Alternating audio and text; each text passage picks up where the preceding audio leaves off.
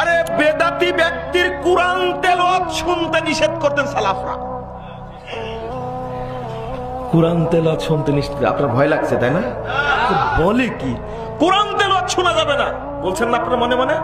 জি, মুহাম্মদ বিন সিরিন রাদিয়াল্লাহু আনহু শ্রেষ্ঠ 4 জন তাবেঈর একজন, তিনি বলছেন তোমরা বেদাতির কাছে কুরআন তেলাওয়াত শোনো না। কেন নিষেধ করেছেন?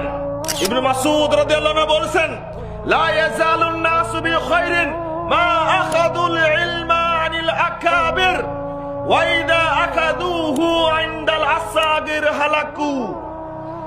ইবনে মাসউদ রাদিয়াল্লাহু আনহু বলছেন যখন দেখবা মানুষ বেদাতীদের কাছ থেকে ইলম নিচ্ছে, বেদাতীদের সমাবেশে যাচ্ছে, বেদাতীদের বই পুস্তক পড়ছে, তখন মনে করবা ধ্বংস হয়ে গেছে।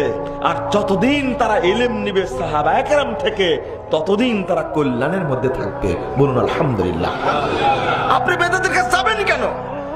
ইবনে আব্বাস রাদিয়াল্লাহু আনহু বলছেন, আপনি বলছেন দেখি যাই কি বলে একটু শুনি। ইবনে আব্বাস রাদিয়াল্লাহু আনহু বলছেন লা তুজালিসু আহলাল আহওয়া, বেদাতীদের মজলিসে যেও না, তাদের সমাবেশে বসো না। কারণ ফাইন্না মুজালাসাতাহুম মুমরিদাতুল লিল কুলুব, কারণ তাদের সমাবেশে তাদের সাথে বসলে তোমার অন্তরটাও বেদাতে আক্রান্ত হয়ে যাবে। নাউজুবিল্লাহ।